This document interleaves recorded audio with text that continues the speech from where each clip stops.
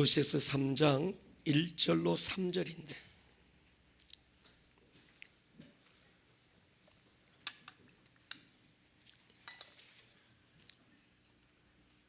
같이 한번 읽겠습니다. 큰 소리로 읽을게요. 오늘 우리 청소년들이 예배하는 모습이 너무 아름다웠는데 크게 한번 읽어주세요. 우리 아비들도 크게 읽어주세요. 같이 읽겠습니다. 시작. 그러므로 너희가 그리스도와 함께 다시 살리심을 받았으면 위의 것을 찾으라.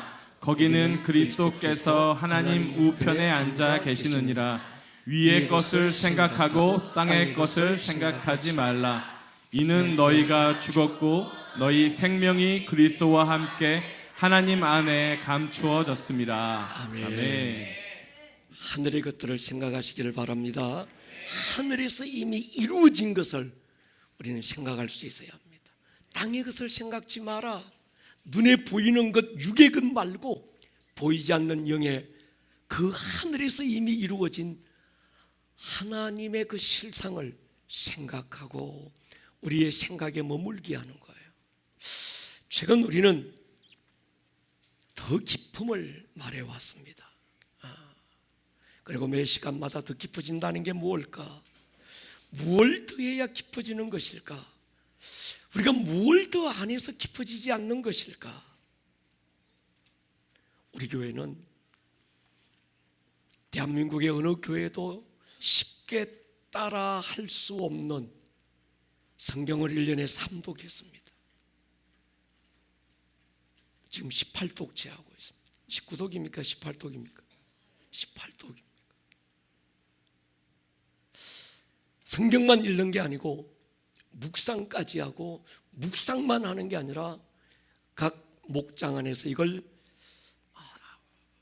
또 밴드에 글을 올리고 함께 공유하고 서로를 통해서 또 은혜를 나누고 있습니다. 기도의 집에서 하루에 몇 차례씩 기도와 예배를 드려왔습니다. 구원을 넘어 부르심으로 뜰을 지나 지성소 더 깊은 곳으로 현상 유지를 넘어 부흥으로 가자고 소리치고 왔어요. 그러니까 제가 봐도 우리 교회는 대한민국 1% 교회입니다. 여러분, 어리버리 300명하고 왔다리 갔다리 300명하고 13만 5천 명을 상대하기 위해서 3만 2천 명이 모였다가 그 3만 2천 명 중에서 고르고 골라서 두려워 떠는 자 돌려보내고 어리버리 돌려보내고 왔다리 갔다리 돌려보내고 물먹여 봐서 또 시험해보고 마지막 남겨진 300명하고 같겠느냐는 거예요. 아멘입니까? 하나님께서 우리에게 더 깊어지라고 하시는데 어떻게 해야 더 깊어지는지 방법을 알려달라고 무릎 꿇은 저에게 하나님이 최근에 주시는 감동이 있어서요. 뭘 더 하라는 게 아니었습니다. 어떤 특별한 헌신을 요구하지도 않으셨어요. 말씀대로 순종해봐라. 말씀대로 한번 살아내봐라. 네가 이 말씀을 살아내지 못해서 더 깊어지지 않는 거야. 이렇게 말씀하지도 않았습니다. 주님은 한마디를 하셔서요. 복음을 살아내려고 하기 전에 복음이 너에게 어떻게 이루어졌는지를 생각하라는 거예요. 귀가 열리시기를 축복합니다. 이루어진 복음으로 네가 어떤 존재가 되었는지, 너의 소속이 어떻게 달라졌는지를 알아야 된다는 거예요. 여러분, 말씀은 내가 살아내는 것이 아니라 내 삶의 열매로 절로 맺어져야 합니다. 내가 말씀대로 한번 살아봐야지. 주야, 살아보세요. 되는가? 아닙니다. 내 의지로 살아낼 수 있는 게 아닙니다. 삶의 열매는 내가 맺는 게 아닙니다. 내가 애써서 무화과 이파리로 겹겹이 나를 가린다고 내가 달라지는 게 아닙니다. 누가 나보다 무화과 이파리 10장 더 가렸다고 그 사람이 나보다 더 탁월해지는 것도 아닙니다. 야, 너는 한 장 가렸냐? 나는 10장 가렸어야. 너 10장 가렸니? 나는 야 무화과 이파리 100장 가렸어. 내가 너보다 훨씬 탁월해. 더 이쁘고 더 멋지고 더 세련돼. 무화과 나무 이파리로 내가 더 많이 가리고 더 많이 포장했다고 내가 더 세련돼지는 것도 아니가 내 존재가 달라지는 것도 아니라는 거예요.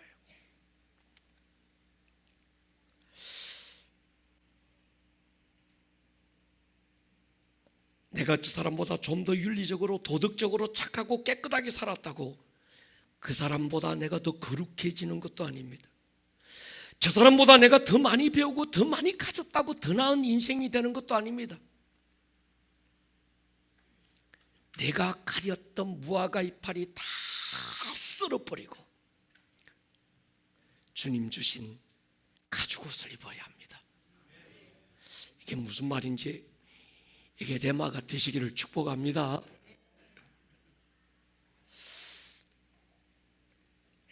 나의 어떠함을 내려놓고 그분의 어떠하심을 힘입는 것. 그러기 위해서는 내가 뭘 더 해야 된다, 이건 별로 중요하지 않습니다. 그분의 어떠하심이 무엇인지를 아는 것이 중요하고 그분의 어떠하심이 내게 어떠함이 되었는지를 알고 받아들이는 것이 중요합니다. 더 깊게는 그분의 어떠하심이 나를 통해서 나타나게 하는 게 중요합니다. 구원받았다는 사실과 함께 구원받은 자는 어떤 존재가 되었는지를 아는 것이 중요합니다. 새로운 피조물이 도대체 어떤 실상인지를 아는 게 중요합니다. 복음은 네가 어제는 요구만큼 살았는데 내일은 이만큼 살아야 된다, 그게 아닙니다. 예수의 죽음과 부활에 연합되는 것으로 우리는 새로운 피조물이 된 사람들입니다. 남들보다 더 많이 배워서, 남들보다 더 착하게 살아서, 남들보다 종교생활을 더 열심히 해서 새로운 피조물이 되고 저 사람보다 더 새로운, 더 새로운 사람이 되는 게 아니라는 거예요. 새로운 피조물이 됐다는 건 하나님께서 인간을 처음 창조하시기로 계획하셨던 원래의 모습으로 회복되는 겁니다. 이것을 구속사적 관점에서 하나님 나라적인 관점으로 재해석한 것을 우리는 요즘 금요철야 때 오늘 12번째 나누고 있습니다. 하나님의 아들 예수님 인간의 모습으로 이 땅에 오셔서 십자가에 죽게 하신 건 구원이 목적이거나 구원이 다가 아니라는 겁니다. 그러니까 구원이 목적이고 구원이 전부야. 그분이 인간의 몸을 입고 이 땅에 오신 건 날 사랑하시고 날 구원하시고 나 잘 되라고 그러셔서 이게 전부야. 우리는 그동안 그렇게 배워왔습니다. 그런데 알고 보니까 더 깊은 목적이 있었습니다. 하나님이 에베소 1장에서 인간을 처음 창조하시기로 계획하셨던, 아직 인간이 만들어지지 않았고 아직 만물이 아무것도 없던 그때 하나님께서 창세 전에 그리스도 안에서 사랑 가운데 기쁘신 뜻대로 하늘에 속한 모든 신령한 복을 쏟아부어서 내가 인간을 만들 거야. 아멘. 이유는 삼위일체 하나님의 그 영광에 저들도 함께 동참해서 그 영광을 누리는 존재가 되게 할 거야. 이 선십의 회복. 아멘입니까? 여러분, 그것이 구원의 목적이고 아들 예수님이 이 땅에 와서 십자가에서 장렬하게 몸을 찢으신 이유가 바로 그것입니다. 구속사적 관점에서 복음을 이해하면 구원 이후 오늘을 사는 목적을 설명할 길이 없습니다. 여러분, 더 깊어지자는 게 이런 거예요. 우리는 십자가로 가야 될 천국, 그 아들 예수님이 와서 십자가 위에서 가슴을 찢고 터져나오는 피를 쏟아내놓고 열어놓았던 하늘의 문, 그 천국 문, 우리는 이미 열려진 자들인 줄 믿습니다. 이건 우리가 애써서 연 것도 아니고 우리가 노력해서 열은 것도 아닌 거예요. 우리의 공로는 아무것도 없고 100% 그분이 오셔서 그분의 은혜로 문을 열었습니다. 그런데 구원받은 자가 그리스도와 함께 사는 오늘, 그리고 이 땅에서의 삶을 살아야 되는 이유가 있기 때문에 성령님을 보내셨고 그 성령님 교회를 세우셨습니다. 성령님과 교회를 통해 가야 될 천당 바라보고 오늘을 견디고 참고 인내하며 사는 것이 그리스도인의 삶이 아니라 삶의 현장을 하나님의 나라로 세우라는 거예요. 아멘입니까? 가야 될 하나님의 나라가 전부라면 그 아들 예수님의 십자가만으로도 충분했습니다. 그 십자가의 은혜가 부족해서 예수의 피의 공로가 뭔가 아쉽고 뭔가 좀 능력이 부족해서 성령을 보낸 게 아닙니다. 성령을 보내신 이유는 하늘 문을 열고 천국 가라는 것이 아니라 오늘을 사는 내 삶의 현장에 구원받은 자가 이 땅에 이루어야 될 하나님의 나라, 아멘입니까? 이를 위해서 성령을 보내셨고, 성령님 오셔서 어떤 나라를 세운 것도 아니고 회사를 세운 것도 아니고 학교를 세운 것도 아니고 교회를 세우셨습니다. 원형선 10은 에덴의 회복입니다. 에덴은 여호와의 동산이어서요, 하나님의 주권과 통치와 다스림이 100% 인정되고 통하는 완전한 이 땅에 임하는 하나님의 나라의 표본, 그게 바로 에덴입니다. 인간이 타락하고 하나님의 주권을 에덴에서 잃어버렸어요. 여러분, 창세기 11장과 12장은 굉장히 어떤 역사의 큰 변곡점이 되는 타이밍입니다. 인간이 하나님께 타락하고 창세기 3장 이후 11장까지 인간 삶의 주제는 바벨탑에서 나옵니다. 창세기 11장에서 인간이 바벨탑을 쌓아놓고 그들이 했던 말이 있습니다. 11장 4절에 보면요, 또 말하되 자 성읍과 탑을 건설하여 그 탑 꼭대기를 하늘에 닿게 하여 누구 이름을 내고 우리 이름을 내자. 우리가 탑을 쌓고 우리 이름을 내고, 주제가 인간이었어요. 전부 우리였습니다. 근데 창세기 11장이 딱 그렇게 마감되고 12장으로 넘어가면서 하나님께서 아브라함을 선택하여 부르시면서 인간 역사의 주제가, 주어가 바뀌기 시작합니다. 내가 네게 보여줄 땅으로 가라. 내가 복을 주고 내가 저주하고 내가 너를 인도하고 내가 너와 함께하고, 아브라함이 주어가 아니라 내가, 하나님이 주어가 되는 거예요. 여러분, 인생의 주제, 인생의 주어를 바꾸자. 이게 하나님 나라의 관점으로 복음을 해석하자는 거예요. 그동안 전부 주어가 나였어요. 나 잘되고 내 복받고 내 구원받고 나 거듭나고 나. 근데 주어를 바꾸자는 거예요. 내가 아니라 하나님. 아멘입니까? 이것은 단순한 관점의 문제가 아니라 삶의 주제에 관한 문제입니다. 아브라함이 중요한 이유는 에덴에서 잃어버린 하나님 나라의 시련을 처음 시작한 사람이 아브라함이고, 다윗이 중요한 건 하나님 나라의 회복을 그 땅에서 완성한 모범이 되는 거예요. 아브라함도 다윗도 누구도 인간의 관점에서 보는 게 아니라 하나님의 관점에서 그들을 한번 볼 필요가 있습니다. 여러분, 백세의 아브라함이 아들을 낳았다. 백세 할배가 어떻게 애를 낳았어야? 애 낳은 것에 포커싱하지 말고 하나님이 지금 아들을 주겠다고 했을 때 하나님이 포커스하신 것에 한번 집중해 보자는 거예요. 창세기 18장 10절 보십시오. 그가 이르되, 하나님이 지금 그러는 겁니다. 내년 이맘때 내가 반드시 네게로 뭐 하겠다? 돌아올 거야. 네 안에 사라에게 아들이 있으리라. 여기서 지금 하나님께서 아브라함에게 말씀하시는 하나님의 주제는, 어떤 그 하나님이 말씀하고 싶은 핵심은 아내 사라에게 아들이 있을 거라는 얘기가 아닙니다. 반드시 누가 돌아온다고요? 하나님이 아브라함의 가문에 돌아오겠다는 거예요. 아멘입니까? 이게 지금 하나님이 아브라함에게 말씀하고 싶은 건데, 우리는 그건 잊어버리고, 와, 백세 애 준댄다야? 나도 가능성이 있겠네? 이러는 거예요. 똑같은 말씀을 14절에 또 합니다. 여호와께 능하지 못한 일이 있겠느냐? 기한이 이를 때 내가 네게로 돌아올 거다. 사라에게 아들이 있는 건 하나의 표징이라는 거예요. 봄이 오면 꽃이 피는데 꽃이 피는 걸 통해서 봄이 왔다는 걸 알라는 거예요. 핵심은 꽃이 아니라 봄이 왔다는 거예요. 아멘입니까? 그래서 여기서 기한이 이르면, 이 말은 뭔가 하면 봄이 오면, 히브리 원어에 그렇게 기록되어 있는 겁니다.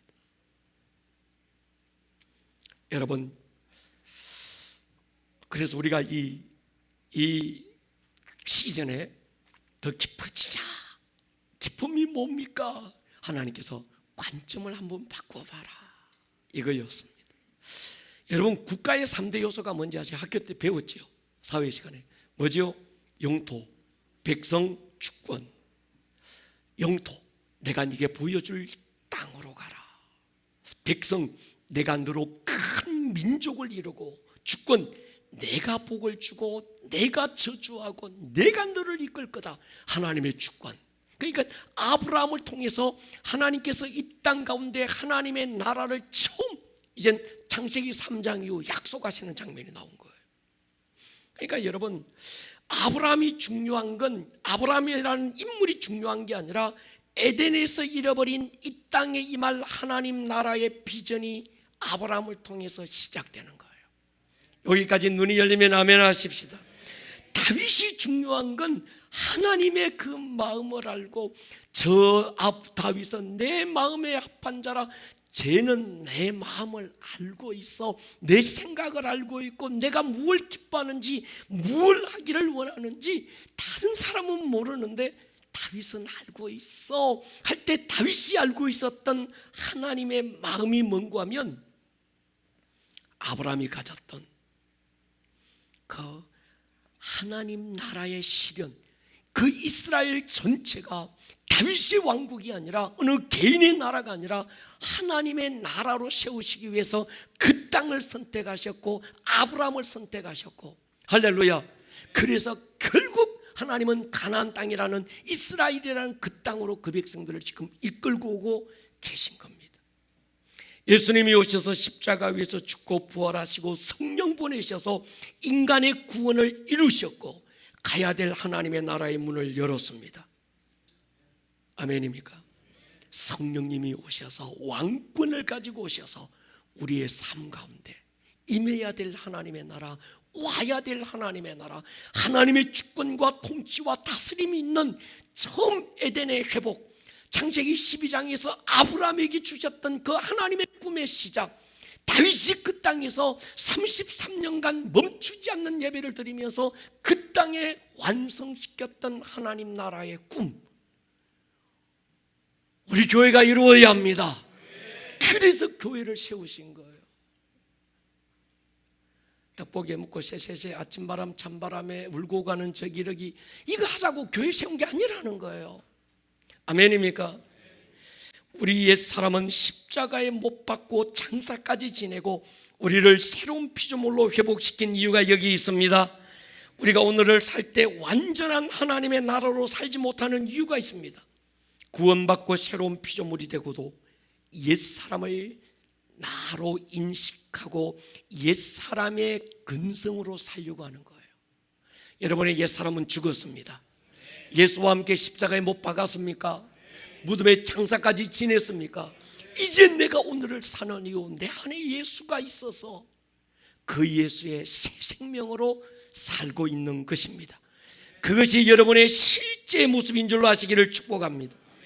종교와 신앙의 차이가 여기 있습니다. 여러분, 기독교는 종교일까요? 아닐까요? 아닙니다. 심리학자 메슬로우는 사람이 이 5가지 기본적인 욕구를 가지고 산다고 그랬어요. 5가지 기본적인 욕구가 충족될 때 인간은 행복하고 만족한다. 이게 메슬로우 이론입니다. 이 5가지는 단계를 거치면서 하위 욕구가 충족되면 그 위의 욕구가, 요 욕구가 충족되면 그 위의 욕구가, 요 욕구가 충족되면 그 위의 욕구로 나아간다고 이 사람은 말했습니다. 메슬로우가 제시한 욕구의 단계가 있습니다. 첫 번째는 생리적인 욕구입니다. 이거 뭔가 하면 먹고 자고 싸고 뭐 하는 그런 종족 보존의 욕구. 이게 해결되고 나면 사람은 그 다음 두 번째로 넘어가는데 안전에 대한 욕구가 생긴대요.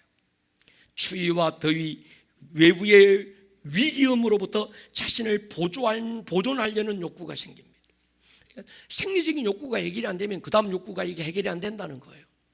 이게 해결되고 나면 사랑과 소속의 욕구로 넘어갑니다. 가정을 이루고 싶고 사회를 이루는 것도 소속의 욕구라고 그래요. 그래서 사람은 어떤 소속감을 가지려고 하는 이유는 그 소속을 통해서 안정감을 누린다는 거예요.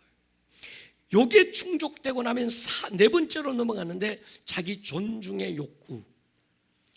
조중이 아니고 존중이다.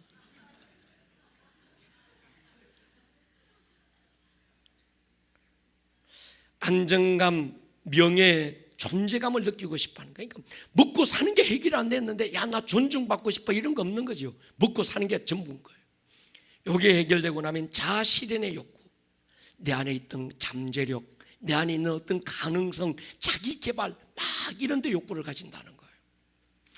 이런 인간이 내면에 가진 욕구들이 실현될 때 인간은 행복을 느끼고 보람과 존재감을 확인한다는 겁니다. 이런 욕구들이 통제되고 충족되지 않을 때 찾아오는 감정이 있는데 근심, 좌절, 우울, 두려움 그런 거예요. 여러분 문제는요, 단계적으로 이것들이 다 채워지고 나면 인간이 만족할까요? 신이 될까요? 더 나은 인간이 되는 것도 아니라는 거예요. 인간 안에는 여전히 불안과 두려움이 있고 우울과 절망이 있다는 데 문제가 있습니다. 그때부터는 어디로 돌아가는가 하면 다섯 번째 욕구가 충족되면 먹고 마시는 게 없을 때는 정신없어서 아무것도 없다가 충족되고 하위 욕구가 충족되고 상위로 넘어가서 나중에 자아실현의 욕구까지 가고 나면 근원적인 문제에 부딪혀요. 내가 누구지? 먹고 살 거 없을 때는 내가 누구지 생각할 틈도 없어요. 입이 뭔데 목구멍이 포도청인데. 근데 이게 해결되고 나면 완전히 만족된 인간, 충족된 완전한 인간이 되는 게 아니라 그때부터 근원적인 질문, 근원적인 문제 해결을 위해서 인간이 노력하는 겁니다. 나는 어디서 왔다가 어디로 가는가? 나는 왜 존재하지? 오늘을 사는 이유가 뭐야? 종교는 여기에 대한 답을 줍니다. 모든 종교는 신이라고 하는 존재를 만들어서 인간의 욕구와 근원적인 문제에 대한 답을 줍니다. 그들의 답은 뭔지 아세요? 내려놓음이에요. 무소유. 근데 여러분, 기독교는 인간이 신을 만들어서 욕심을 버리고 네 생각을 버리고 해탈의 경지로 들어가라, 그게 아닙니다. 우리 기독교는요, 다 내려놔, 이게 아닙니다. 너의 옛사람은 십자가에서 죽고 이제 너는 예수의 생명으로 다시 사는 거야. 선십의 회복을 주는 것이 신앙인 줄 믿습니다. 나가 노력해서 내가 막 열반의 경지에 들어가서 내가 막 돌을 깨우쳐서 내가 더 나은 인간이 되는 게 아니라는 거예요. 네 안에 있는 가능성을 발견하고 찾아라, 이게 아니라는 겁니다. 넌 예수와 함께 십자가에 못 박았어. 이제 네 안에 누가 사는 거야? 예수가 사는 거야. 아멘입니까? 종교는 네가 죄인이고 타락하기 때문에 네가 노력하고 수양해서 네 안에 있는 욕심을 버리고 더 나은 신의 경지로 들어가라고 말하지만, 신앙은 넌 아무 가능성이 없어 네 안에 있는 예수의 새 생명을 나타내라, 이게 신앙인 줄 믿습니다. 그렇다면 세상을 보러보는 관점이 이제 우리는 바뀌어야 합니다.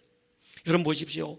가야 될 천국만 목표가 되어서 이 땅에서의 삶은 어쩔 수 없이 참고 견디고 때로 얻어터지고 때로 막 힘들지만 천국에 들어가면 오늘 얻어터지고 있는 것, 오늘 힘든 것 다 보상받아야 다 끝나는 거야.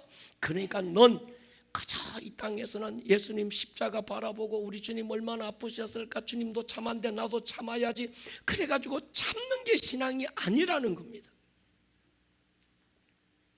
여러분, 세상이라는 단어가 영어로는 월드인데 헬라어에는 두 가지가 있습니다. 하나는 코스모스와 하나는 아이온입니다. 코스모스는 장소적인 개념, 우주, 장소적인 개념인데 아이온은 시간적인 개념, 세대를 얘기합니다. 누구든지 세상이나 세상에 있는 것들을 사랑하지 마라. 세상에 있는 것은 육체의 정욕과 안목의 의생의 자랑이다. 아버지께로부터 온 게 아니다. 하나님이 세상을 이처럼 사랑하사 아들을 세상에 보낸 것은 세상을 심판하리 하심이 아니요, 이때는 코스모스라는 공간적인 개념입니다. 이 세상과 오는 세상, 지금 세대와 다음 세대, 여기서는 공간적인 세상에 대한 개념이 아니라 아이온이라고 하는 시간적인 개념의 세상이죠. 그러니까 여러분, 세상에 대한 관점의 변화 굉장히 중요합니다. 성경을 읽다가 보면 세상에 대한 개념이 혼란이 올 때가 있더라고요.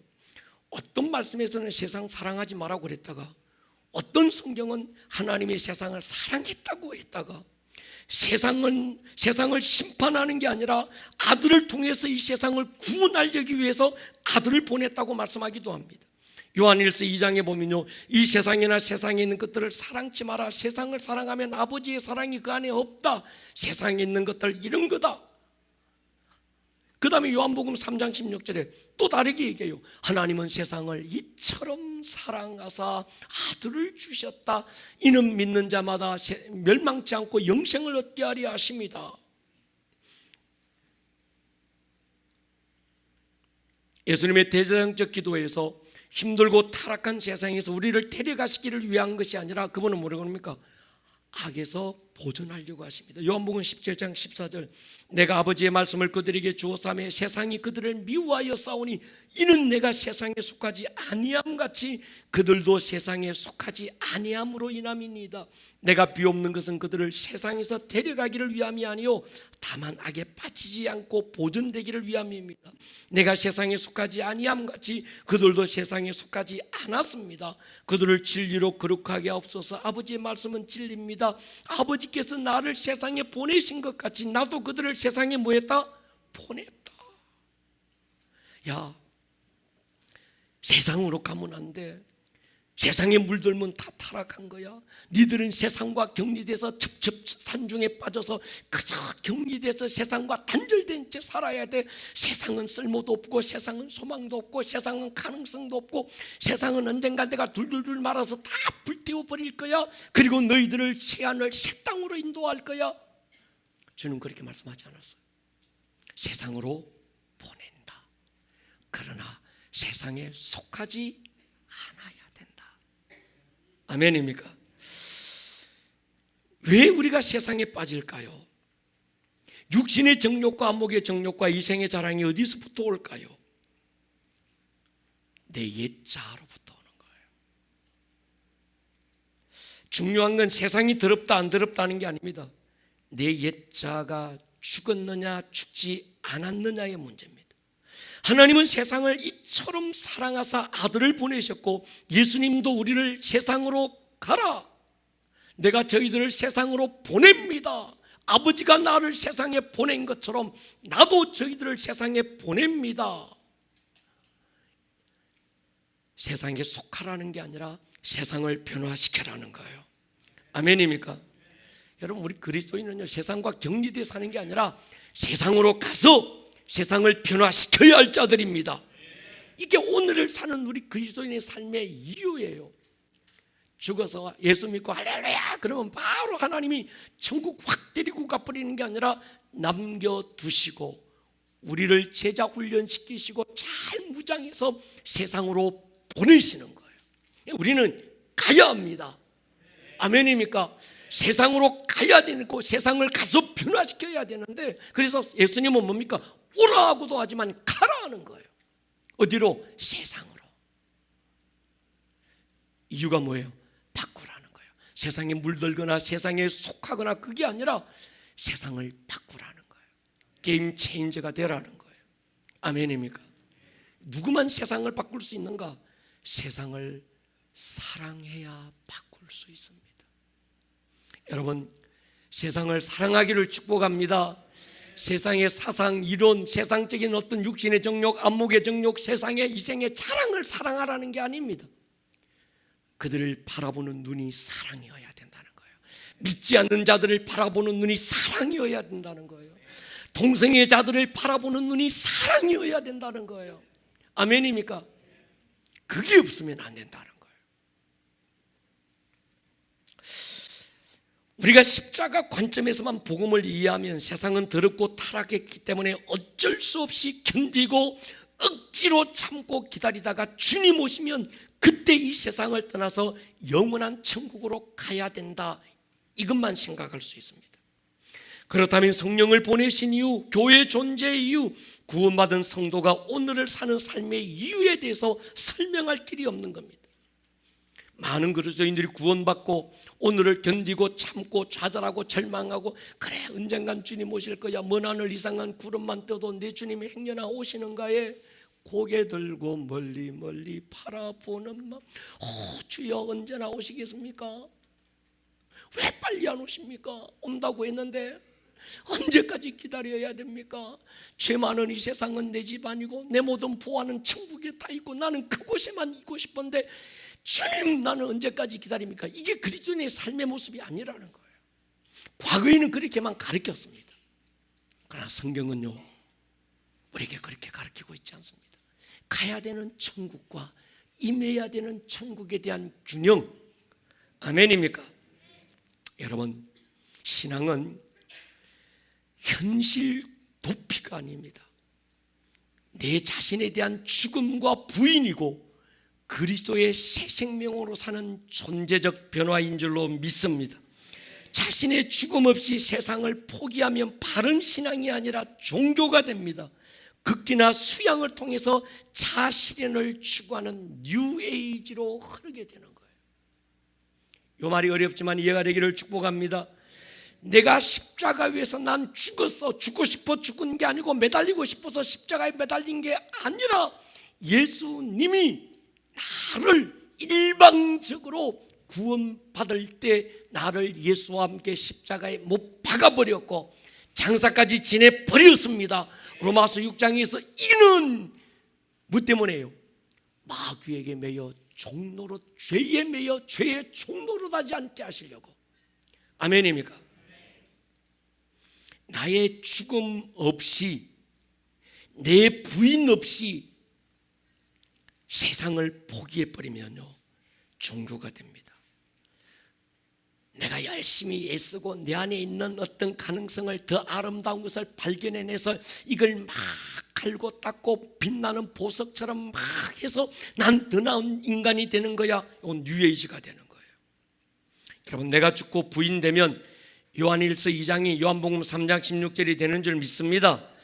교회는 하늘의 문을 열고 하늘에서 이루어진 하나님의 나라를 이 땅 가운데 세우라는 킹덤 빌드의 사명을 주셨습니다. 아멘입니까? 그래서 우리는 이걸 발견하고 코로나 딱 터지자마자 구원을 넘자. 우리는 그동안 너무 구원에 머물렀다. 우리는 그동안 너무 뜰에만 머물렀다. 태우고 싶고 돌아갔다가 또 태우고 싶고 또 세상으로 돌아갔다가 문지방 겨우 넘어와서 태우고 싶고 또 세상에 빠졌다가 억지로 주일날 한번 또 교회 와가지고 문지방 뛰어넘고 천부여 의지 없어서 나갑니다. 인내하신 구세주여 이러면서 태우고 싶고 계속 왔다는 거예요. 이젠 그게 아니라는 겁니다. 관점을 바꾸자는 거예요. 성공이 아니라 섬김으로 가보자. 서바이벌이 아니라 리바이벌로 가자. 그러기 위해서 우리가 해야 될 일은 관점을 바꾸는 거였습니다. 구원의 관점으로는 절대로 구원을 넘을 수 없습니다. 교회에 대한 관점의 변화도 마찬가지입니다. 교회는 세상에서 부름받은 사람들의 공동체지만 또 하나 세상으로 보냄을 받은 공동체입니다. 부름받았다, 이건 반쪽 교회입니다. 이것만 생각하면 모여서 맨날 떡볶이 해먹고요, 맨날 모여서 바자회 하고요, 맨날 모여서 지들끼리 새새새 아침바람이 하는 거예요. 성경은 교회가 뭡니까? 세상에서 부름받은 성도들의 모임이지만 또 세상으로 보내심을 받은 모임입니다. 아멘입니까? 여러분, 성경은 우리에게 세상의 종말에 대해서 언급합니다. 그러나 종말에 대한 관점이 수동적이고 패배적인 관점에서 바라보면 구원받은 그리스도인의 오늘의 삶은 견디고 참고 인내하는 것밖에 없어요. 이 말이 이해가 되기를 축복합니다. 종말 예수님 분명히 오실 것이고 이 땅은 끝날 때가 있습니다. 그런데 이것을 수동적이고 패배적인 관점에서 바라보면 구원받은 그리스도인의 오늘의 삶은 견디는 것밖에 없어요. 억지로 참는 것밖에 없습니다. 주님 재림을 고대하는 것으로 끝납니다. 세상에 대해서 왜 부름을 받았는지, 세상에서 우리를 불러 모으신 이유, 그리고 우리를 세상으로 다시 보내는 이유에 대해서 설명할 길이 없습니다. 교회는 구원 방주로서 믿는 사람들이 억지로 견디고 참을 때 서로 위로하고 인내하는 공동체로 끝나버립니다. 교회는 망망대해 떠 있는 작은 돛담배가 아닙니다. 거친 파도와 싸우면서 힘겹게 겨우겨우 지탱하다가 언젠가 어딘가에 나타날 육지를 기다리는 곳이 아닙니다. 교회는 하나님의 항공모함입니다. 전투함들입니다. 업무의 대가리 밟고 하늘과 땅을 연결하고 하늘의 것들을 이 땅에 풀어놓으라고 세워진 하나님의 군대인 줄 믿습니다. 처음부터 교회는 그렇게 세워졌고 디자인됐습니다. 교회는 주님 재림 때까지 구명정 기능하라고 세워진 게 아닙니다. 그리스도의 삶은 구명정 안에서 억지로 견디고 인내하는 것만 아닙니다. 그래서 우리가 하나님 나라의 관점에서 세상을 보면 우리는 세상에 살지만 세상에 속하지 않았습니다. 하늘에 돌아갈 자들입니다. 하늘로부터 온 자들입니다. 우리가 세상을 사는 이유, 내 안에 있는 예수 새 생명 세상에 흘려보내라는 거예요. 가정에서 흘려보내고 직장에서 흘려보내고, 그래서 예수 새 생명의 능력을 나타내고 그 영향력을 가지고 세상을 바꾸라는 거예요. 내 잘나서 내 똑똑함 가지고 세상을 바꾸라는 게 아니라 네 안에 있는 예수의 새 생명만이, 성령의 능력만이 세상을 바꿀 수 있다. 할렐루야. 하나님이 주인 되시고 통치하시고 다스리는 원형의 모습, 선십의 회복, 인천이라는 이 도시가 에덴처럼, 원형의 에덴, 여호와의 동산처럼 여호와의 시티가 되게 만드는 거예요. 아멘입니까? 그래서 우리는 이미, 그러나 아직이라는 신학적 용어를 제가 설명을 드렸습니다. 이것이 구원을 넘어 부르심으로, 우리가 그동안 외쳐왔던 게 이 얘기예요. 이것이 성공을 넘어 섬김으로, 그 말이었습니다. 서바이벌을 지나서 리바이벌로. 아멘입니까? 아버지께서 아들에게 주신 모든 권세를 예수님은 저와 여러분들에게 주신 줄로 믿습니까? 더 크게요. 아멘입니까? 마태복음 28장이죠. 하늘과 땅의 모든 권세를 내게 주셨으니 이제 그 권세를 너희에게도 줄 거야. 내가 아버지로부터 세상에 올 때 보내심을 받을 때 그걸 가지고 온 것처럼 이제 내가 너희를 땅 끝까지 보낼 텐데, 그냥 보내는 게 아니라 내가 너희와 함께 있을 것이고 네가 받았던 하늘과 땅의 모든 권세 너희에게 줄 것이다. 그래서 우리를 보내셨습니다. 우리는 부름받은 제자에서 보내심을 받은 제자들입니다. 복음석 제자에서 사도행전적 제자들인 줄로 믿습니다. 보내심을 받은 그들에게 필요한 건 보내심을 받은 그들이 걱정할 필요가 없습니다. 어떻게 하지요? 먹을 게 뭐가 있을까요? 못 먹으면 어떡하지요? 주님 그러지 않았어요. 전대도 가지지 마라, 두부롯도 가지지 마라, 지팡이도 짚지 마라. 내가 준비할 거야. 아멘입니까? 오늘도 우리 교육자들끼리 모여서 하나님이 주신 이 비전을 우리가 어떻게 이룰까요? 이 플랫폼 처치, 이 도시에 대한 걸 교육자들이 모여서 막 고민하면서 이 얘기 저 얘기 막 나오다가 마지막 결론은 주께서 하실 거야. 아멘입니까? 우리는 세발 자전거 타고 가면 돼. 지금까지 그래왔던 거죠. 여러분, 교회는 영혼을 구원하는 데는 성공했지만 가정을 변화시키고 직장을 변화시키고 세상을 변화시키는 데는 실패했습니다. 구원받은 성도들을 양육하고 훈련해서 교회에 데려오고 교회에서 써먹기 좋은 일꾼으로 잘 양육은 해왔습니다. 그런데 그들을 세상에 보내서 당신이 교회고 당신이 있는 그 삶의 현장에서 하나님의 나라를 세우라고 하는 보내는 교회로서의 기능은 이 땅의 교회들이 간과한 거예요. 하나님 나라는 전도해가지고 교회로 데려오는 것으로 끝나면 안 됩니다. 제자 훈련하는 이유가 교회에서 써먹기 좋은 사람으로 만드는 게 아닙니다. 그들이 교회가 돼서 세상으로 보내지는 것입니다. 우리 교회는 우리 교회 부흥이 목적이 아닙니다. 아멘입니까? 여러 번 말씀드렸어요. 우리 교회 이 목사가 목회하는 건 아름다운 꿈의 교회, 사람들 어리버리 모아가지고 막 교회 부흥하고 우리 교회 몇천 명 모여야, 몇만 명 모여야 그게 우리 교회의 자랑이야. 아닙니다. 제 목회의 목적, 우리 교회가 존재하는 이유 한 가지밖에 없습니다. 교회에서 제자 훈련해서 써먹기 좋은, 교회에서 잘 써먹기 좋고 말 잘 듣고 순종하는 착한 그런 어떤 교인 만드는 게 아니었습니다. 교회 부흥이 목적이 아닙니다. 세상에서 영향력을 주고 세상을 바꾸는 게임 체인저로 만드는 것이 목적입니다. 주님의 지상 명령은 교회로 데려오라는 게 아니었습니다. 여러분의 일터가 교회가 되어야 될 줄로 믿습니다. 여러분의 삶의 현장이 교회입니다. 여기 이곳은 예배하는 예배당일 뿐입니다. 그래서 제가 가끔씩 물어요. 아름다운 꿈의 교회가 어디 있습니까? 그러면 또 이 철없는 어떤 양반은 오봉산에 있다고. 없습니다. 오봉산에. 여러분의 가정에 있습니다.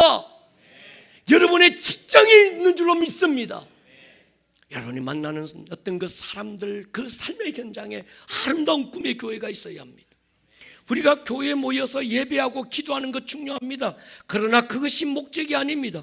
여러분이 교회가 되어서 세상에서 하나님의 영광을 나타내는 것입니다. 그들에게 교회 문화를 가르치고 보여주는 것으로 끝나면 안 됩니다. 우리의 삶을 통해서 그들에게 하나님 나라의 실체를 보여줄 수 있어야 합니다. 하나님의 영으로 인도받고 사는 게 어떤 것인지 보여줄 수 있어야 합니다. 교회가 예배하고 기도하고 설교를 통해서 하나님의 뜻을 찾는 곳이라면 세상은 우리가 교회가 돼서 하나님의 주권과 통치가 나타나는 삶을 살아내 보는 곳입니다. 아멘입니까? 하나님의 영광을 나타낼 진정한 그리스도인이 있느냐가 문제예요. 교회 부흥이 필요 없다는 말 아닙니다. 교회 부흥은 그렇게 되면 자연스럽게 따라옵니다. 제가 우리 부교육자들과 가끔씩 목회 후배들이니까 우리 후배들은, 여러분들은 젊고 다음 세대를 세워나가야 될 사람인데 나는 모으는 목회는 배웠다. 지금도 개척하라고 해서 개척해서 사람들 모으는 건 난 자신 있다. 내가 못 배운 게 있다. 보내는 걸 못 배웠다. 그런 목회가 있는지도 몰랐고 배운 적도 없고 그러다 보니까 내게는 그런 마인드 자체가 부족하다. 근데 코로나가 오면서 제가 이걸 바꾸기 시작했습니다. 그래서 우리 부교육자들에게, 정말 아들 같은 우리 부교육자들이잖아요. 이들에게 제가 부탁하는 게 있습니다. 니들은 모으는 목회를 하지 말고 보내는 목회를 해라. 잘 훈련해서 잘 보내라. 보내면 그들이 두세 명 데리고 다시 온다. 할렐루야. 보내는 게 목적이 되면 모이는 데도 성공하는데, 모이는 것이 목적이 되면 보내는 게 실패되는 거예요. 여러분, 교회 안에 왜 다음 세대가 죽은지 아십니까? 세상은 바뀌었는데 목사님들이 맨날 모으는 것만 하는 거예요. 모이자. 근데 안 맞는 거예요. 세상은 썩었어. 세상은 다 의미 없는 것이야. 세상은 다 병들고, 세상은 육신의 정욕, 안목의 정욕, 다 그런 거야. 이러다 보니까 이 젊은 세대가 교회하고 안 맞는 거예요. 예수는 좋은데 교회는 싫은 거예요. 지난 시간들 한번 돌아보십시오. 100년 역사에, 교회, 한국교회 100년 역사에 교회는 부흥과 선교의 총력을 다해왔습니다. 교회는 부흥했고 메가처치로 성장했습니다. 세계 50대 교회 가운데 20개가 한국에 있었습니다. 그런데 여러분, 세상은 조금도 달라진 게 없습니다. 1천만 성도 6만 개 교회를 자랑하지만 교회는 아무 힘도 없고 세상에 영향력도 없다는 걸 코로나가 여실히 증명했습니다. 코로나가 처음 왔을 때 하나님은 교회 본질에 대해서 눈을 열어주셨고, 우리는 이 땅의 교회들이 치매에 걸렸다고 진단하고 그때부터 선십과 킹십을 외치기 시작했습니다. 물론 교회는 구원을 가르쳐야 됩니다. 동시에 가정에서 하나님의 나라를 세우고 하나님의 나라를 직장 가운데서 살아내도록 가르치고 훈련해야 합니다. 세상은 미워하고 도피해야 될 타락 타락한 것이 아니라 세상을 변화시키고 하나님의 통치와 다스림의 도시로 바꾸는 도전을 해야 합니다. 사랑만으로 바꿀 수 있습니다. 주님은 세상을 사랑하셨고 제자들을 보내셨고 성령 보내셨고 교회를 세우셨어요. 여러분, 우리도 세상 사랑하십시다. 가치관, 문화 사랑하자는 게 말이 아닙니다. 하나님의 통치와 다스림이 통하는 원형의 교회의 모습으로 변화시켜야 될 부르심을 회복하자는 거예요. 이 땅에 이루어질 하나님의 나라를 꿈꾸는 교회 말이죠. 이사야 62장은 흰인에 대한 말씀이에요. 이사야 61장, 주 여호와의 영이 내게 내리셨으니 이는 여호와께서 내게 기름 부으사 가난한 자에게 아름다운 소식을 전하게 하려 하십니다. 나를 보내사 마음이 상한 자 고치고 포로된 자 자유 갇힌 자 노임 여호와의 은혜와 우리 하나님의 보복의 날을 선포하여 모든 슬픈 자 위로하고 시온에서 슬퍼하는 자에게 화관을 주고 죄를 대신하여 기쁨의 기름을 그 슬픔을 대신하여 찬송의 옷을 입히고 근심을 대신하게 하시고 의의 나무 여호와께서 심으신 영광을 나타낼 자라 기름을 받게 하려 하심이라. 구약의 신인은 오실 예수님의 사역에 대한 예언적 계시였습니다. 누가복음 4장에 보면 예수님이 공생애를 처음 시작하실 때 이 신년 이사야 61장을 선포하시고 시작하셨습니다. 신년은요, 상한 자 치유되고 갇힌 자 해방되고 묶인 자 풀어지고 슬픈 자 그 머리에 아주 꽃관을 씌워주고 기쁨과 찬송의 옷을 입히고, 이건 천국 가면 입혀줄게 그게 아니었어요. 주님 오시면서 이루어진, 오늘의 역사 속에 이루어진 현장인 줄로 믿습니다. 천국이 아니라 여기서 이루어져야 되는 거예요. 아멘입니까? 근데 우리는 맨날 천국만 보는 거예요. 영국을 유나이티드 킹덤이라고 부릅니다. 엘리자베스 2세 여왕을 대신해서 지금은 찰스 3세가 영국 국왕인데, 여러분 영국에 가보면요, 왕이 다스릴까요? 총리가 다스릴까요? 총리가 다스립니다. 분명히 킹덤인데, 왕국인데 실제 왕이 존재하는데 왕의 주권이 없어요. 모든 주권은, 정치적인 실제는 총리가 다. 왕은 모양만 남은 거예요. 전통만 남은 거예요. 여러분, 오늘 우리의 모습이 될 수 있습니다. 우리 안에 성령님이 계시고 그분이 왕이 되어 계시는데, 실제는 나야. 내가 왕이고, 예수님은 왕관을 씌워드렸는데 왕궁도 있는데 모양만 있는 거예요. 왕이 계신다고 하나님의 나라가 되는 게 아닙니다. 우리 안에 예수님이 계신다고 우리가 하나님의 나라가 되는 게 아닙니다. 여러분들의 삶에 예수님이 계신다고, 여러분들의 가정 안에, 우리 집에 예수님이 계셔, 우리 집안에, 우리 가정 안에 예수님이 계셔, 예수님이 계신다고 여러분들의 가정이 그분의 킹덤이 되는 게 아니라는 거예요. 아멘입니까? 우리의 전 인격이 그분의 왕되심을 인정하고 존중하고 그분의 통치와 다스림을 적극적으로 환영하고 주님의 통치와 주권이 내 삶의 모든 영역 속에 나타나기를 사모하기 전까지는 내 옛자가 실제 주인이 되어 다스리고 있고, 왕은 그저 더 유나이티드 킹덤처럼 그냥 모양만 남게 된다는 거예요. 그런 그리스도인들이 얼마나 많습니까? 대한민국에 수많은 교회가 있고 수많은 크리스찬들이 있는데, 그 크리스찬들의 모습 가운데서 여러분 보십시오. 분명히 예수도 있어, 분명히 하나님도 계셔, 예수 영접하고 거듭나서 하나님의 자녀가 됐어요. 그런데도 영국처럼 그런 거예요. 여러분, 왕이 통치하게 하십시다. 예수가 통치하게 하십시다. 그분이 주인 되게 하십시다. 그분이 왕이 되게 하십시다. 여러분의 옛사람이 여러분을 통치하지 못하게 하십시오. 그래서 주님 말씀에서요, 너를 부인해라, 철저하게 십자가에 못 박겠다는 걸 인정해라, 너의 모든 주권을 그분께 내어 드려라. 아멘입니까? 그래서 우리는 이걸 회개라고 말씀드렸습니다. 회개는 세 가지라고 그랬어요. 자기 부인, 권리 포기, 주권 인정. 나요 예수 믿고요, 나요 뭐 얼마나 회개합니다, 살살 빌고. 그게 회개가 아니라는 거예요. 구원받았나 안 받았나, 예수 믿는데 할렐루야 너 구원받았어, 너 회개가 된 거야, 그게 아니고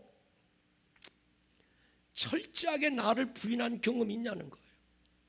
철저하게 내 모든 권리를 포기하고 하나님의 주권과 그분의 권리를 인정하고 있냐는 거예요. 아멘입니까? 여러분, 우리가요 가야 될 미래적 하나님 나라에 대한 믿음 굉장히 중요합니다. 그러나 그것으로 끝나면 안 됩니다. 현재적 하나님의 나라를 성령으로 살아내는 게 중요합니다. 당신의 왕입니다. 당신이 주인입니다. 살기 위해 주 따르지 않고 죽기 위해 주를 따르고 싸울 자 누군가. 오늘 홀리 퍼펙트 스톰에 그런 거 있더만, 군대여 일어나. 아멘입니까? 여러분, 요즘 붙여가는 유행 책과 영상들이 있어요. 천국 방문자들의 체험담입니다. 그들의 체험과 간증을 통해서 천국이 진짜 있네 놀랍니다. 천국관이 추상적이고 관념적이었다는 거예요. 이런 감정의 무리가 있습니다. 개인적인 천국 체험이 마치 천국의 전부인 것처럼 오해될 수 있습니다. 제가 상담을 공부했잖아요. 하나님께서 어떤 사람이 마음 안에 받은 그 상처를 치유할 때 그것을 천국의 모습처럼 보여줄 때가 있어요. 예를 들어서 명예에 대해서 굉장히 상처를 받은 사람은요, 천국 가면 금면류관 씌워줘. 너를 괴롭힌 사람은 개틀모자 쓰는데 넌 황금면류관 쓰고 다니는 데가 천국이야. 그래서 개틀모자 때문에 상처받은 사람 황금면류관 가지고 치유해 주는 거예요. 어떤 사람은 집이 없는 서러움에 막 상처받고 돈이 없는, 야 천국 가봐야 하나님이 천국 딱 보이는데 나한테 상처 준 그 사람은 윽박지고 사는데 자기는 맨션에 살아, 펜트하우스에 사는 거예요. 그 치유해 줄 수 있어요. 근데 그게 천국이 실제 개털모자 쓰고 금면류관 쓰고 다니겠어요? 금면류관이 얼마나 무거운지 아세요? 목수술 다 해야 돼요. 두 번째는 천국 체험이 현실 도피의 수단이 되면 안 됩니다. 세 번째는 천국은 예수님의 죽음과 부활의 공로로 가는 것이지 특별히 더 어떤 높은 영적 경지에 도달해야 천국 가는 것처럼 오해될 수 있는 겁니다. 여러분, 천국은 죽어서 가는 신비한 체험적 공간이 아니고 오늘 살아있을 때 확정해야 합니다. 제가 그런 장로님 봤어요. 임종 직전인데 제가 가서 장로님 천국 있습니다, 믿습니까? 천국 있어요. 그랬더니 목사님 죽어봐야 알지요. 에라이. 그렇게 가르친 거예요. 맨날 와서 천국. 그래서 구원받았냐 못 받았냐 확신이 남냐, 그 사람은 대개 90% 이상요. 그거에 매여 있는 사람은 구원 안 받을 가능성이 훨씬 큽니다. 구원받은 사람은 그거에 신경 안 씁니다. 아멘입니까? 정말 더 깊은 지성소를 바라보고 있는 사람은 오늘 문턱 넘었냐 안 넘었냐 그거 뒤돌아보지 않는다는 거예요. 정확한 천국관을 가질 때 어떤 게 일어나는가 하면 세월을 아낄 줄 압니다. 따라하십니다. 세월을 아낄 줄 안다. 두 번째, 땅의 것에 집착하지 않는다. 세 번째, 육신의 죽음을 두려워하지 않는다. 마지막이 더 중요합니다. 오늘을 어떻게 살아야 될지를 안다. 가야 될 천국에 대한 확신이 있는 사람은 이 네 가지입니다. 세월을 아껴요. 구원받았냐 못 받았냐, 천국 갈 수 있냐 없냐, 이거 안 매입니다. 오늘 나 어떻게 살지, 땅에 그 집착하지 않습니다. 더 가치 있는 게 무언지를 압니다. 육신의 죽음 두려워하지 않습니다. 죽으면 죽으리 왕을 위해 할렐루야. 그건 아무나 부르는 노래가 아니라는 거예요. 두 부류의 사람이 있더라고요. 확신이 안 된 사람. 이 땅에서의 삶이 너무 좋아서 천국에서 삶을 그렇게 사모하지 않는 사람. 주님 빨리 오실까 봐 두려운 사람. 주님 최대한 천천히 오세요. 여기가 좋사오니 막 이렇게. 오늘이 좋은 거예요. 어떻게 하든지 이 땅에서 즐기고 오래 살고 싶어서 안 죽으려고. 반대가 또 있습니다. 오늘이 너무 힘들고 삶에 지치니까 천국에 빨리 가고 싶은 게 아니라 천국에 대한 관심조차 없어. 내 코가 석자야. 오늘 이 문제 해결하기도 바쁜데 천국 나 그 관심 없어. 이렇게 되는 거예요. 한 부류는 천국. 한 부류는 야, 난 천국 지금 신경 쓸 거 없어. 지금 이 문제 해결하는 것도 힘들어. 이렇게 돼버리는 거예요. 그러나 여러분, 천국에 대한 가야 될 하나님에 대한 확신과 이 땅에 임해야 될 하나님의 나라의 분명한 중심이 잡히면요, 달라집니다. 아멘입니까? 구원받은 성도들을 주님은 교회로 부르셨지만 세상으로 보내셨습니다. 그래서 우리 교회 비전이 모이는 교회와 보내는 교회. 할렐루야. 그래서 우리는 메가처치의 꿈을 포기하고 우리는 플랫폼 처치로 간다. 이 도시를 중보한다. 에베소 8장의 어떤 사마리아 교회처럼 사마리아라는 한 도시가 빌립 집사를 통해서 막 하나님께 돌아오고, 에베소 19장에 그 사마리아가 에베소 19장에 에베소라는 한 도시가 막 바울과 12명의 성령 받은 사람들을 통해서 뒤집어지고 도시의 공기가 바뀌었던 것처럼 우리가 플랫폼 처치가 돼서 도처에 사방에, 인천 사방에 우리가 교회들을 세우고 같은 DNA, 같은 부르심을 가진 교회들이 일어나서 이 땅을 바꾸는 게임 체인저로 일어날 것입니다. 할렐루야. 삶의 현장에서 하나님 나라를 경험한 사람은 가야 될 하나님 나라에 대한 기대와 소망이 절로 생기는 줄 믿습니다. 내 현장에서 하나님 나라에 대한 경험이 없으니까 가야 될 천국도 막연한 거예요. 우리가 천국이 막연하고 관심에서 없어지는 건 현재적 하나님의 나라를 내 삶의 현장에서 맛보지 못하는 거예요. 오늘 하나님 나라를 제대로 맛보고 누리고 사는 사람만 가야 될 미래적 하나님 나라에 대한 확신이 생기고 관심이 가는 줄로 믿습니다. 고린도후서 5장 보십시오. 만일 땅에 있는 것 우리의 장막집이 무너지면 하나님께서 지으신 집 곧 손으로 짓지 않고 하늘에 있는 영원한 집이 우리에게 있는 줄 아느니라. 할렐루야. 죽고 나니까 하늘에 천국이 있구나가 아닙니다. 오늘 아는 겁니다. 동의하십니까? 이 땅에 사는 동안 우리는 하늘에 있는 영원한 장막에 거하는 존재들인 줄 믿습니다. 고린도서 5장 2절, 참으로 우리가 여기서 탄식하며 하늘로부터 오는 우리 처소 덧입기를 간절히 사모한다. 하늘로부터 오는 것들, 혼과 육이 덧입혀져서 성령의 통치와 다스림을 받기 원한다는 거예요. 고린도서 5장 3절, 이렇게 입으면 우리가 벗은 자들로 발견되지 않음이라. 우리는 벗은 자들이 아니라 예수로 옷 입은 자들인 줄 믿습니다. 고린도서 5장 4절, 참으로 이 장막에 있는 우리가 짐진 것 같이 탄식하는 것은 벗고자 함이 아니요 오히려 뭐하자? 덧입자. 예수 새 생명으로 덧입자. 아멘입니까? 5절에 곧 이것을 우리에게 이루시고 보증으로 성령을 우리에게 주신 이는 하나님이시라. 6절, 우리가 담대하여 몸으로 있을 때는 주와 떨어 있는 줄 안다. 분리된 게 아니라 같이 있다는 거예요. 7절, 이는 우리가 믿음으로 행하고 보는 것으로 행하지 아니하려 합니다. 9절, 그런즉 우리는 몸으로 있든지 떠나 있든지 뭐한다? 주를 기쁘시게 한다. 몸으로 있을 때도 이곳에 있을 때도 주의 주권이, 주님의 기쁨이 우리가 삶 가운데 이루어지고 그 사람이 가야 될 천국도 있는 줄 믿습니다. 가야 될 천국이 있으면 이 땅에 있는 것도 있을 거야. 그게 아닙니다. 이 땅에서 먼저 주님의 나라를 세워보십시다. 어떻게 그렇게 살 수 있습니까? 제가 한번 고민해 봤어요. 한 가지 떠올랐습니다. 여러분, 한일전 축구가 벌어졌어요. 생중계를 지금 보고 있다면 일이 일비가 매 순간순간 달라집니다. 누가 하나 헛발질하면 욕 티백이 얻어먹습니다. 막 이거 왔다리 갔다리 막 채우면서 지금. 여러분, 이게 잘하고 계십니까? 손들어 보라고 해야 되나? 예, 잘하고 있습니까 이거? 예. 저도 새벽기도 마치고 가다가 또 한번 바꿨어요. 이 택시가 안 가는 거예요. 신호 바뀌었는데. 가겠지 끝까지 안 가고 핸드폰 보고 있는 거예요. 그래서 뒤에서 에이씨 하다가 얼른 바꿨어요. 여러분, 한일전 축구가 벌어지고 있는데 이게 지금 하고 있는 거야, 생중계야, 보지 말고 이미 작년에 우리가 다 이겼어.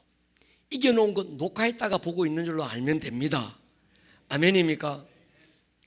녹화한 것 이미 경기 다 끝났고 결과 다 아는데 막 아이고 저거 너무나도 이런 사람 없어요. 여러분, 오늘 주어진 삶의 현장 속에서 이거 못 먹으면 어떻게 하지, 안 되면 어떡하지, 일희일비하고 불안하고 두려워서 막 이러면 아직 결과를 모르고 있는 거예요. 그 사람은. 여러분, 결과를 보고 있습니까? 오늘 주어진 삶의 현장에 두려움이 없습니까? 이미 이겨놓은 거야. 아멘입니까? 승리의 결과를 아는 사람, 우리는 오늘을 제방 보듯이 보는 거예요. 요한일서 보십시오. 자녀들아, 너희는 하나님께 속하였고 그들을 뭐했다? 이겼다. 이는 너희 안에 계시니가 세상에 있는 자보다 뭐하다? 크십니다. 그들은 세상에 속한 거로 세상에 속한 말을 하지만 세상이 그들의 말을 듣는다는 거예요. 골로새 3장 보시죠. 그러면 너희가 그리스도와 함께 다시 살리심을 받으면 뭘 생각해라? 위의 것을 생각해라. 위의 것을 생각하고 땅의 것을 생각지 마라. 여러분, 위의 것 생각하십시다. 하늘에서 이루어진 실상을 우리가 보십시다. 실상에서는 이미 승리한 거예요. 실상은 이미 이긴 것입니다. 오늘은 제방 보는 거예요. 그것이 실상인 줄 아는 사람은 오늘에 매이지 않는 거예요. 할렐루야. 머리를 숙여 보십시다. 이쯤에서 우리가 보아야 될 게 있습니다. 하늘에서 이루어진 것이 이 땅에서도 이루어지기를 기도합니다. 이미 하늘에서 완성된 게 무엇인지를 모르면 오늘 이 땅에서 이루어져야 될 것이 무엇인지를 모릅니다. 영의 세계에서 이미 이루어진 것이 무엇인지 모르면 오늘 내 삶의 현장에 이루어져야 될 것이 무엇인지도 모르게 됩니다. 그걸 모르면 일희일비하면서 뭐 먹지, 뭐 마시지, 뭐 입지, 이것 안 되면 어떡하지, 저것 안 되면 어떡하지, 전전긍긍하고 불안하고 두렵고 좌절하고 절망하고 낙심하고. 위의 것을 생각해라. 하늘에서 이루어진 것들을 생각해라. 그것이 실상입니다. 주님, 우리는 이제 이 땅에 하나님의 나라를 세워갈 자들입니다. 주님, 주의 주권과 통치가 내 삶의 현장에 이루어지기를 기도합니다. 위에서 이루어진 하나님의 나라가 내 삶에도 이루어지는 주의 나라로 세워지기를 기도합니다. 아멘. 이를 위하여 킹덤 빌드로 우리를 부르셨고 성령을 주셨고 많고 많은 교회 가운데 1% 교회인 아름다운 꿈의 교회 보내셨습니다. 아멘. 주님, 우리가 이 도시를 바꾸는 자 되게 해주십시오. 아멘. 게임 체인저가 되게 해주십시오. 아멘. 분위기를 바꾸는 자 되게 해주십시오. 아멘. 모든 어떤 이런 흐름을 바꾸는 자가 되게 하여 주십시오. 아멘. 우리 이 시간 주의 한번 부르고 믿음으로 두 손 들고 선포하면서 당당하게 주께 나아갈 것입니다. 하늘에서 이루어진 것이 이 땅에서도 이루어지이다. 아멘. 주의 한번 부르고 기도합니다. 주여. 오늘 들었던 이 말씀이 듣는 말씀에서 끝나지 않고 여러분들의 삶에 살아내는 말씀으로 생명력 있는 말씀이 될 수 있기를 주님의 이름으로 다시 한번 축복합니다. 온 하늘